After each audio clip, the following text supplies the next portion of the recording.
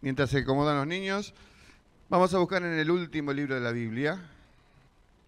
Tiene un nombre, a algunos les asusta, Apocalipsis, pero en realidad hubiera estado mejor poner Revelación, porque son sinónimos. Y el apóstol Juan, que es el último que queda con vida, casi al final del siglo I, está condenado en una isla donde era muy incómodo la vida, se llamaba Patmos, y allí él tuvo una sorpresa, porque Dios tuvo a bien de aparecerse a él para dictarle cartas especiales a unas iglesias, y allí vamos a leer el versículo, capítulo 1, verso 5, de la parte B, hasta el 6, el 5 completo. Y dice, y de Jesucristo, y ahora va a dar 3 nombres especiales de Jesús: el testigo fiel, el primogénito primero de los muertos y el soberano de la tierra. Y ahora comienza lo que dijimos hace un ratito también, otra doxología, es una declaración de adoración a Dios en un momento que este hombre está impactado. Y entonces dice, y nos incluye a nosotros, al que nos amó. Otras traducciones dicen al que nos ama. Y nos lavó, también dice, y nos libró de nuestros pecados con su sangre, y nos hizo reyes y sacerdotes para Dios su Padre, y a Él sea, es algo parecido a lo que leímos en Romanos recién, gloria e imperio por los siglos de los siglos. Amén. Bueno, vamos a la primera placa. Bueno, ya está justo el mismo versículo. Vamos a la placa que sigue. Ahí explica que la doxología, que es una declaración de adoración a Dios, está presente en muchos libros de la Biblia. Por ejemplo, son los últimos versículos de Judas. Bueno, aclaro que no es Judas el Iscariote porque se murió, no escribió nada. Y está en el libro de Efesios, en su final. Y aquí en Apocalipsis está en el principio. En el principio. Seguramente cuando se dedicó a escribir, Juan, fue después de haber recibido la revelación. Y él estaba impactado. Ahora fíjense que ahí, en la placa que sigue, los títulos de Jesús. Esto nos encanta. Jesús se presenta. Y Juan, lo último que había visto de Jesús era haber estado frente a la cruz. Juan fue el único apóstol testigo de la cruz. Los otros estaban azorados por los acontecimientos y se habían escondido. Pero Juan estaba allí frente a la cruz y no había visto más que ese episodio y alguna aparición de Jesús luego de su resurrección, pero ya han pasado muchos años. Y ya habían pasado décadas y Jesús se presenta y por eso él dice, versículo 5, el testigo fiel. Uno de los mejores títulos de Dios, testigo fiel. En el original dice el testigo, el fiel, pero se tradujo en el castellano el testigo fiel. Y es aquel que es constante con sus afectos. Muchas veces los seres humanos no somos constantes con nuestros afectos. Hay cosas que pasan y menguamos afectos por otros. Pero no importa el comportamiento del cristiano. Dios desearía que siempre fuera el mejor. Pero cuando no lo es, Dios no mengua su afecto por vos ni por mí. También dice, este testigo fiel es el que cumple sus obligaciones y nunca defrauda nuestra confianza. Por eso Jesús es el testigo fiel. Pero también dice allí otro nombre de Jesús, el primogénito de los muertos. La palabra primogénito tiene 2 significados. En una parte de la Biblia dice que Jesús es el primogénito de toda creación. No quiere decir que Jesús fue el primero que fue creado. Ahí primogénito significa primer agente de toda la creación, o sea, generador de la creación. Y este otro primogénito es el significado de ser primero. Nuestro primer hijo es el primogénito. ¿Y por qué dice aquí el primogénito? ¿Y por qué dice allí primogénito de los muertos? Porque es el primero que fue dado a luz del sepulcro. El sepulcro queda sin victoria con Jesús. Y la muerte queda sin su aguijón con Jesús. Por eso Jesús es el primogénito de los muertos. Pero el tercer título, maravilloso título de Jesús, se llama el soberano. Y me gusta lo que dice el Salmo 89 cuando se refiere a Dios como el soberano, dice, el más excelso de los reyes de la tierra. Ese es nuestro Señor. Ese es el Mesías. Bueno, frente a Él, frente a esta persona bendita que impactó y asombró a Juan, comienza algo que tiene que ver con nosotros ahora. Y dice al que nos amó, otra traducción más fiel es al que nos ama, y nos lavó con su sangre, nos libró con su sangre. Pero quiero hacer el énfasis en el día de hoy, en la parte que dice que verso 6, nos hizo reyes y sacerdotes. Si uno se fija en los reyes de la actualidad, muchos fueron criticados por sus malas andanzas. Uno que es el rey emérito de España tiene un prontuario gigantesco. El rey nuevo de Inglaterra ha tenido no quiero dar detalles, ustedes lo saben.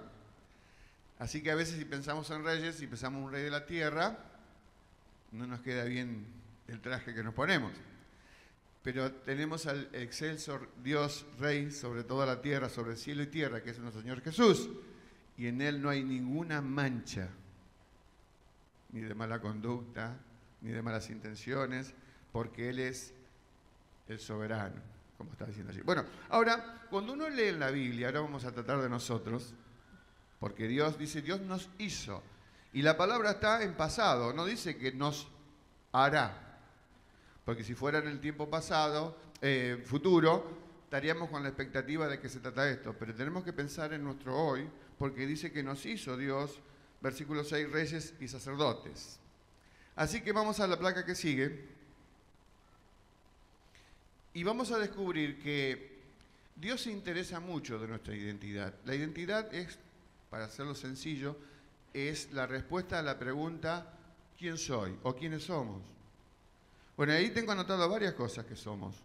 Y Dios se toma su tiempo para que nosotros podamos entender quiénes somos a la luz de lo que Él ha hecho, por supuesto. Si tuviéramos que definirnos sin Dios, diríamos somos pecadores, lo último de lo último. Pero bueno, Dios dice ahí en Juan 1:12 que quienes creemos en Él y le recibimos hemos sido hechos hijos de Dios. ¿Vos te parece algún privilegio mayor que tratarse de ser hijos del gran Rey? Sin embargo, Juan 1:12, el mismo Juan que escribió el Apocalipsis, está diciendo esto, mas a todos los que le recibieron, los que creen en su nombre, le dio derecho, potestad de ser hijos de Dios. Pero también en Romanos 8 dice Pablo que virtud a la obra de Cristo somos más que vencedores. Bueno, hijos, sí. Más que vencedores, sí.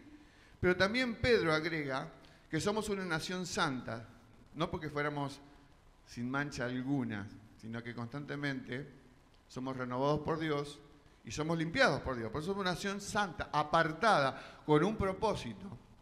Y justamente en este inicio del libro de Apocalipsis estamos descubriendo una función muy importante que ahora vamos a tratar de explicar con la luz del Señor. ¿Por qué somos reyes? ¿Por qué somos sacerdotes? También somos, según Efesios 1:7, los redimidos de Cristo. Luego de haber sido limpiados por la sangre de Cristo, ser pecadores, nos transformamos en rescatados. Redimidos es rescatados. Y allí en Efesios 2:18 también dice que somos conciudadanos de los santos. Privilegio enorme. Ahora la pregunta es, ¿por qué Dios se toma el tiempo, no solamente de revelar su persona, sino de decirnos en qué consiste nuestra identidad? Y yo tomé algunas, podríamos buscar otras. Ya con esto es requete suficiente. Hay tres razones que algunos piensan por las cuales Dios nos indica en su palabra nuestra identidad. Primera razón, la placa que sigue es para aclarar mi identidad. ¿Por qué? Porque yo hago esto porque soy tal cosa. Si soy hijo de Dios, la expectativa que Dios tiene de mí, porque me ha dotado con esas cualidades, que es su genética, la genética del cielo ha transformado la genética terrenal, y la terrenal me desfavorecía completamente, y entonces en cuanto a mi identidad nueva, de acuerdo a lo que soy, es lo que hago. Segunda razón, si tengo en claro mi identidad, porque Dios me la revela, Dios te la revela en su palabra, es porque necesitas que puedas entender el valor que tienes para Dios. Esta semana hablaba con una persona mayor, buscando al Señor, y yo le decía, no hay ningún valor que el mundo terreno pueda otorgar en nuestras vidas. Valemos porque Dios puso sus ojos en nosotros. Y no solamente puso sus ojos en nosotros, sino que hizo la obra que nadie podía hacer más que Él, para que el hombre pudiera retornar a Dios. Estamos hablando de la identidad. Y tener en claro quién soy, tercera razón, me ayuda a tener las motivaciones correctas de mis acciones. Ahora, esto de ser rey y sacerdote, ¿en qué consiste? Muy bien, vamos a tratar de buscar respuesta, pero cuando está terminando el versículo 6, que es el término de la doxología, Juan dice, a Él sea el imperio por los siglos de los siglos.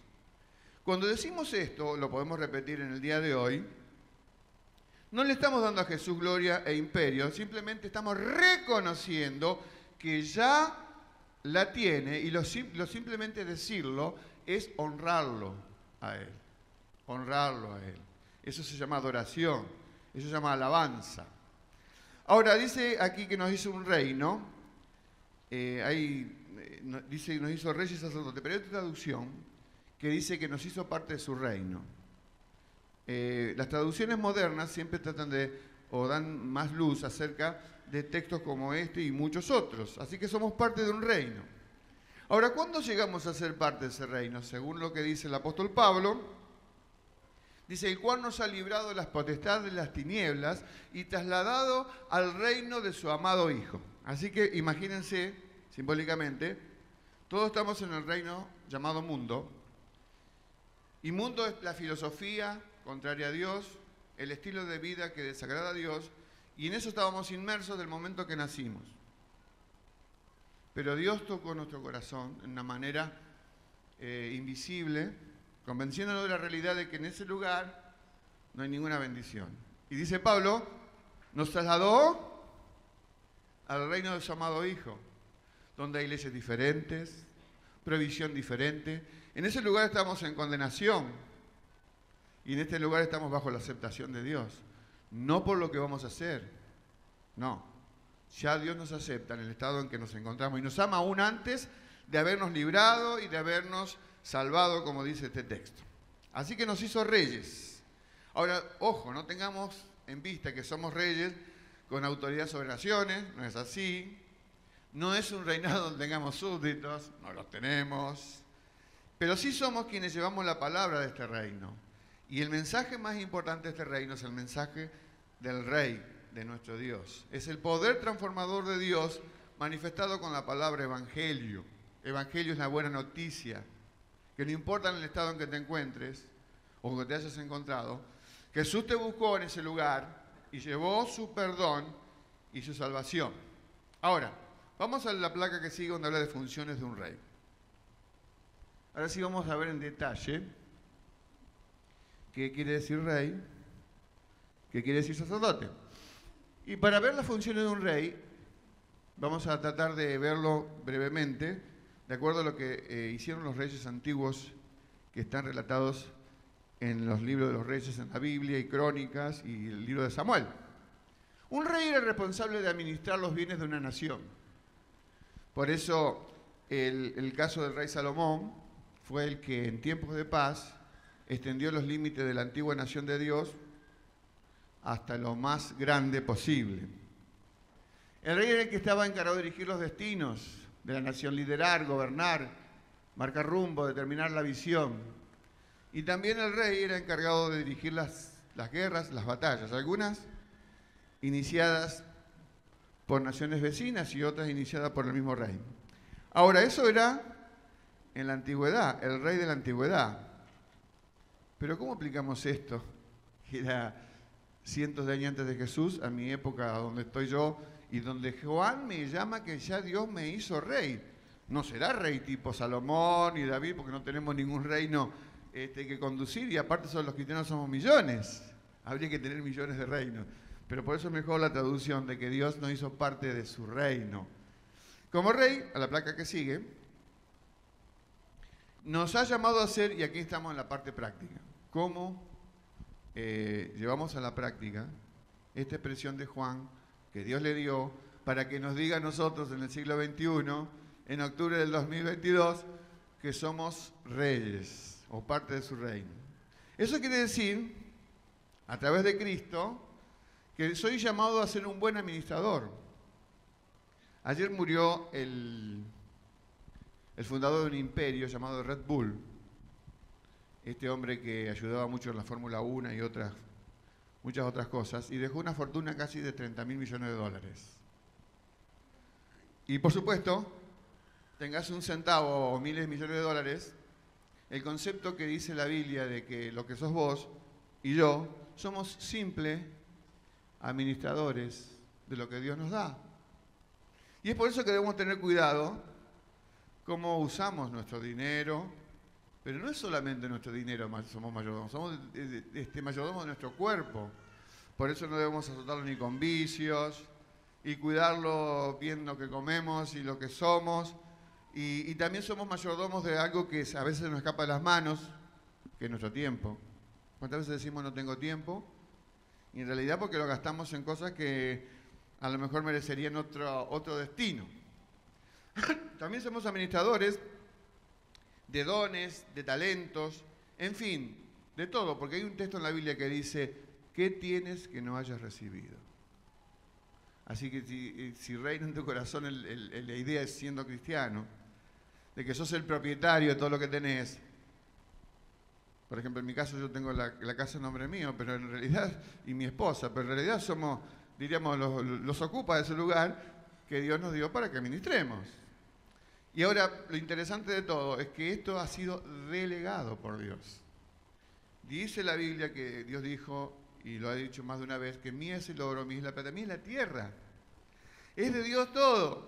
Por eso, qué bueno ser sabios bajo su inspiración, bajo su guía, entendiendo que el criterio de uso de todo lo que tengo y todo lo que soy, es porque Dios me lo ha prestado, ¿no es cierto?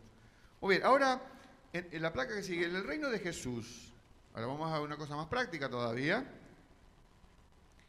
Las funciones de estos reyes que somos, o integrantes del reino del Señor. Los del reino de Jesús, miren las cualidades, vencemos al mundo. Decíamos hoy que el mundo es la estructura perniciosa, egoísta, anticristiana, y en ese espacio, cuando yo salgo porque Dios me sacó de allí y me puso en su mundo, no termina el conflicto, porque las raíces de este mundo todavía quieren atraerme a él de nuevo. Entonces, por eso dice aquí, vencer el mundo. El mismo apóstol Juan, que escribió el Apocalipsis, escribió otras cartas de la Biblia. Y en una de ellas dice, porque todo lo que es nacido de Dios, los cristianos, todo cristiano, vence al mundo, vence a esa estructura perniciosa, malvada, que muchas veces estuvo aliada con el corazón corrupto con el cual todos nacemos. Pero cuando Dios renueva nuestro corazón, al mismo tiempo nos saca de esa estructura pecaminosa y nos pone en el reino de la luz. Pero no quiere decir que la lucha terminó. La lucha comenzó. Porque cuando no tenía a Cristo no tenía fuerza para vencer a nadie. Era derrotado completamente. Pero ahora que tengo a Cristo, tengo la posibilidad de victoria. Y no simplemente una simple victoria, sino la victoria que me hace más que vencedor. Por eso Juan decía que esta es la victoria que ha vencido al mundo. Nuestra fe, hecho sobrenatural y solamente patrimonio de aquellos que se escudan bajo la protección de Cristo. Así que los del reino de Jesús, si sos parte de su reino, como dice aquí Juan, que nos hizo reyes y sacerdotes, te ha conferido la posibilidad, y tenés que aplicarla a tu vida y a las cuestiones cotidianas, de ser vencedor. ¿Por qué a veces hay cristianos que no son vencedores? Porque realmente no se apoyan en el poder de Cristo para vencer esta estructura malévola que tanto daño nos hace. Y a veces, si los cristianos dejamos que esa influencia sea manifiesta, voy a vivir en un equilibrio malsano. ¿Por qué razón? Porque muchas veces van a prevalecer los valores del mundo y no los valores de la fe. Pregúntate, si vos tenés un niño, una niña de tal edad, ¿qué desearías que tu hijo o hija fuera? ¿Un buen doctor o un misionero de Cristo? Muchas veces, a veces preferimos que sea un arquitecto, que sea un médico, que sea lo que sea, y no un servidor del Señor. ¿Y por qué? Porque pensamos que va a sufrir, que le va a pasar tal cosa. Pero no hay mejor cosa que los hijos de los cristianos sirvan a su Señor. Por eso vencemos al mundo. Pero también mortificamos el pecado. El pecado se esconde en lo más profundo de nuestra estructura interna y espera su momento para salir y atraparnos bajo sus trampas. Por eso dice, en el tercer caso, que también los cristianos resistimos al diablo. Una vez yo fui a una reunión en un consultorio médico donde había como 30 personas un día sábado como una especie de retiro. Y la persona estaba vinculada a la fe. Y entonces estos eran todos profesionales y esto pasó hace 28 años. Y esta persona estaba enseñándole a gente no cristiana a resistir al diablo, pensando de que muchas de las cosas malas que les ocurrían tenían un agente productor que era el enemigo. Y bueno, mientras yo esperaba para compartir mi experiencia o compartir la palabra, esta persona decía constantemente: resisten al diablo y huirá de vosotros, resisten al diablo y huirá de vosotros. Cuando me tocó participar a mí, yo cómo contradigo a la persona que me invitó si lo que está diciendo no es correcto. Entonces me acordé de este texto de la Biblia que dice Santiago 4:7: someteos pues a Dios, resistid al diablo y huirá de vosotros. Entonces digo, lo más importante para que eso ocurra es que se evidencie en nuestras vidas un sometimiento a Dios. ¿Qué dijimos que era Dios? Lo leímos recién: soberano de los reyes de la tierra. No hay nadie como Él. Y nosotros somos sus súbditos.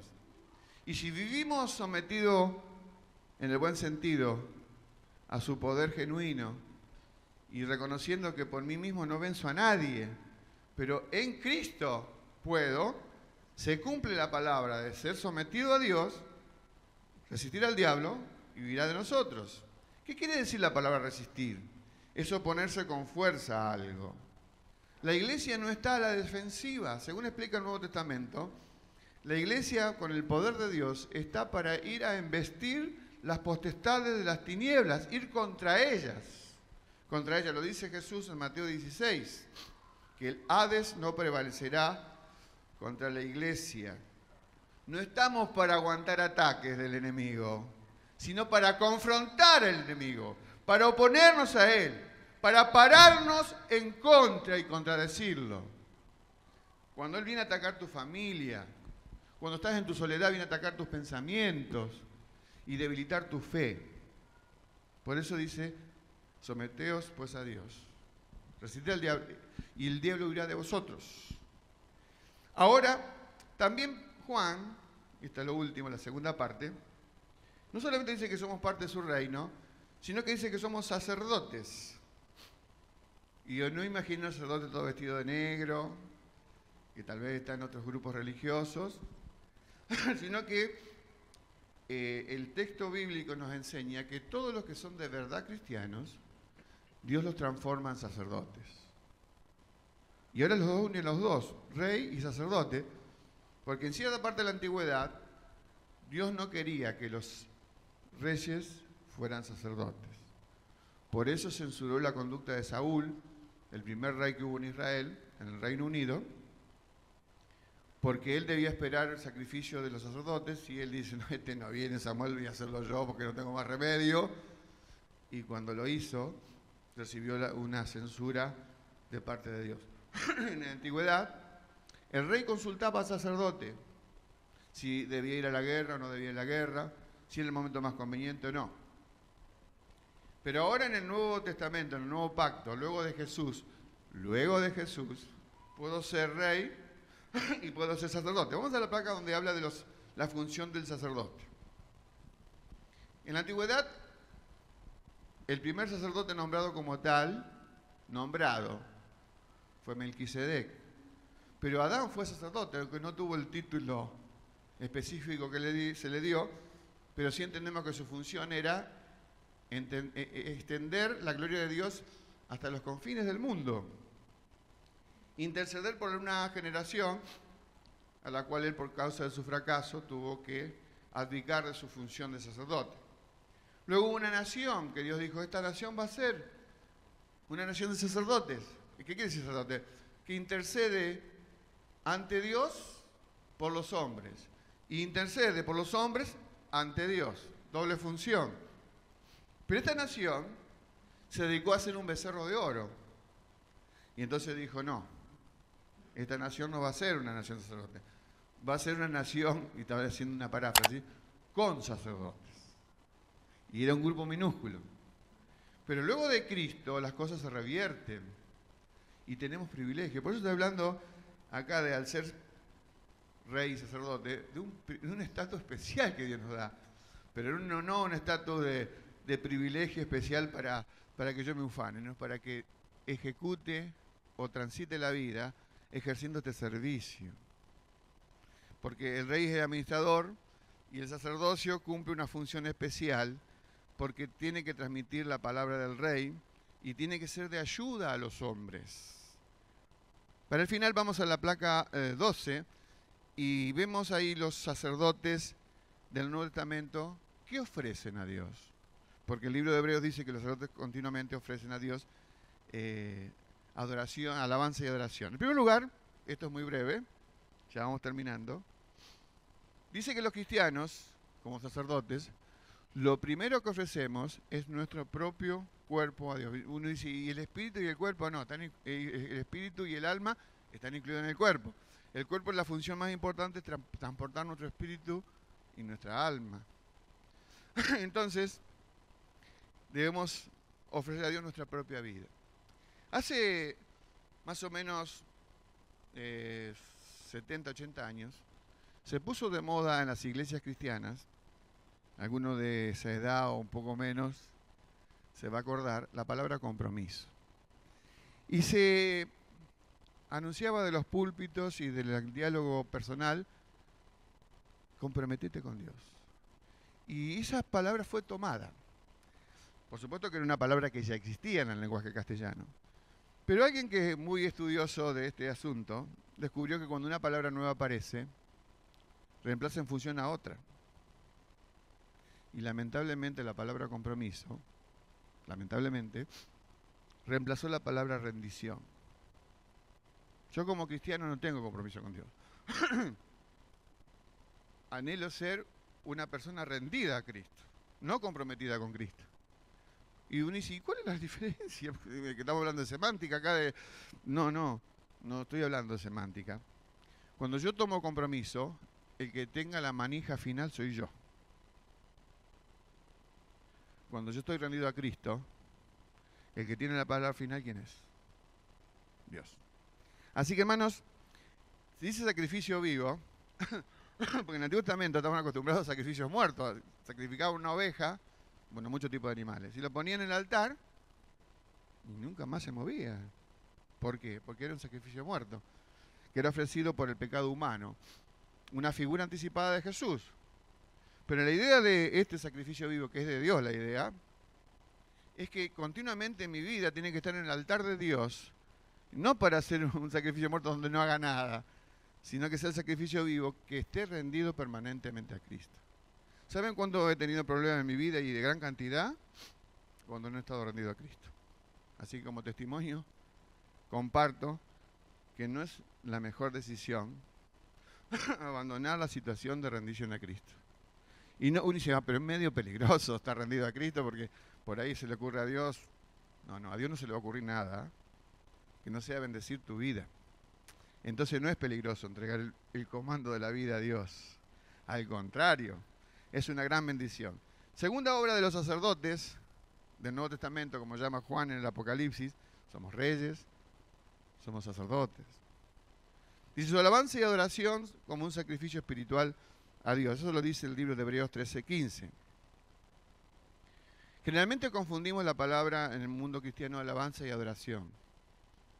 Alabanza está más bien enfocado a la música que nos ayudó y las letras que tienen las canciones para alabar a Dios. Pero adorar a Dios es mucho más profundo. Adorar a Dios es hacer todo lo que le agrada a Dios. Es ayudar a un vecino que tiene un problema serio. Es escuchar a alguien que viene desesperado porque no tiene salida de su problema. Adorar a Dios es todo lo que agrada a Dios. Pero también el adorador, tercera cosa, presta ayuda generosa. Estamos encerrados en un mundo muy egoísta. Entonces todo nos cuesta. Así es, un centavo es como que estuviera dando $1.000.000 a alguien. Está hablando de la ayuda a terceros, a gente necesitada. Pero si usted lee todo el Antiguo Testamento antes de Jesús, se va a sorprender la manera que Dios siempre pensó en el pobre. Generalmente eran tres: el pobre, la viuda y el extranjero. El que cosechaba no podía cosechar todo. Fruta que se caía, fruta que no era para el dueño. Y así podía nombrar innumerables ejemplos. Porque Dios siempre pensó en el que le falta. Y si vos tenés de más, o yo tengo de más, todo aquello de más debe ser administrado bajo el criterio de la ética bíblica. Y siempre Dios nos va a decir que más generoso, más bienaventurado es dar que recibir. Porque nuestra actitud humana siempre es extender la mano para recibir de otros. No pensamos naturalmente al revés. Solamente cuando el Evangelio cambia nuestro corazón duro en un corazón de carne, como dice la Biblia. Cuarta cosa que hacen los cristianos como sacerdotes: su fruto es la evangelización. Dice la Biblia que los pecadores que son salvos por Dios, mediante la prédica del mensaje de salvación, es el fruto de aquella persona que entregó ese mensaje.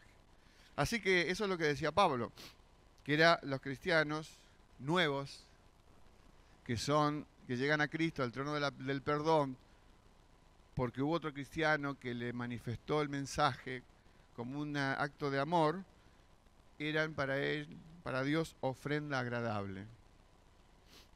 ¿Cuánto hace que no presentas una ofrenda agradable del tipo de Pablo? Que te pones a hablar con una persona que está necesitada de Dios y Dios te guía a compartirle lo más necesario que necesitamos de Jesús. Por eso estaba bien el lema que nos leyó recién el hermano Luis. Toda la iglesia llevando todo el evangelio a todo el mundo. Al pobre, al rico, al que no la merece, al que te cae mal, al que te disgusta, al que te agrada, a tu pariente molesto, a tu amigo molesto, a todo cuanto Dios te pone en su camino. Y después el quinto, ya terminamos, su amor sacrificial por otros. Dice el libro de Efesios, en forma de orden lo dice: sed pues imitadores de Dios como hijos amados. Y el Señor dio su vida por nosotros. Y dice allí que eso es una ofrenda a Dios en olor fragante. Y por último también, como decía un refrán, antes de hablarle a los hombres de Dios, háblale a Dios de los hombres. Porque un mundo que está sin brújula como este, que practica todas las normas anticristianas y lo hace con total felicidad, pensando agraviar a Dios, y Dios tiene dolor emocional por la conducta del mundo contrario a Él, las oraciones. Jesús oró aún por nosotros antes de irse de este mundo. Juan 17 dijo: no solamente ruego por estos, serán los discípulos, sino por los que van a creer por la palabra de estos, nosotros mismos. Así que el Nuevo Testamento se representan como sacrificios espirituales adecuados. Y Jesús identificó las oraciones de los santos como ofrendas. Lo dice el libro de Apocalipsis en el capítulo 8. Las ofrendas a Dios eran representadas por las oraciones que se elevaban en favor de otros. Y yo te digo una cosa: no hay mejor bendición que a veces ser parte de la lista de oración de otro hermano que ora por nosotros. Y a su vez es lo mismo sentirte bendecido cuando otra persona ora por vos. Porque oramos en el nombre de Jesús para que Dios traiga una gracia especial.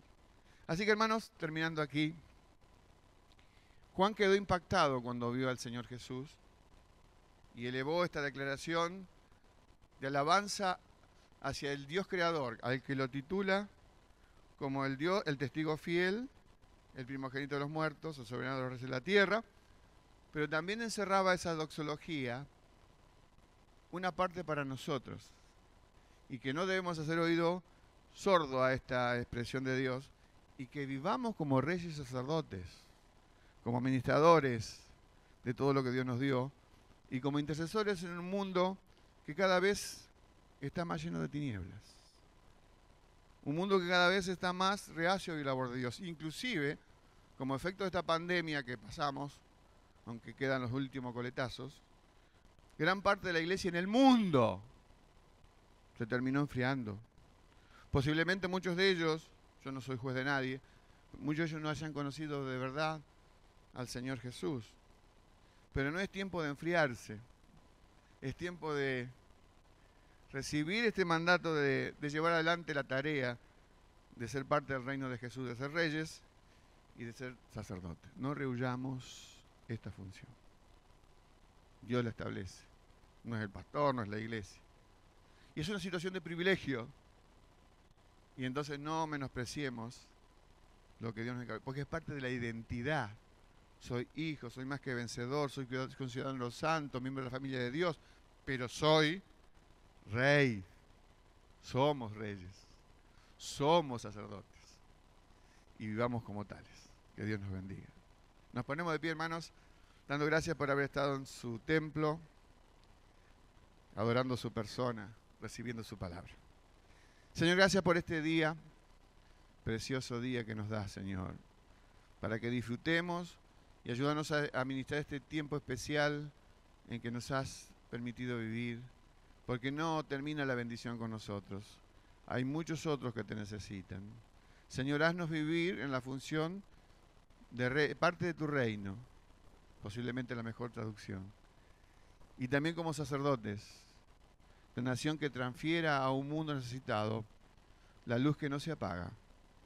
El rey que sigue vigente y que sigue teniendo sus súbditos, como somos nosotros, para bendecir al que no lo tiene, para bendecir a aquel que no tiene lo que nosotros tenemos, porque es la riqueza del cielo, depositada en vasos de barro, que son nuestras vidas. Gracias, Señor, por todo. En el nombre de Jesús. Amén. Dios les bendiga, mis hermanos.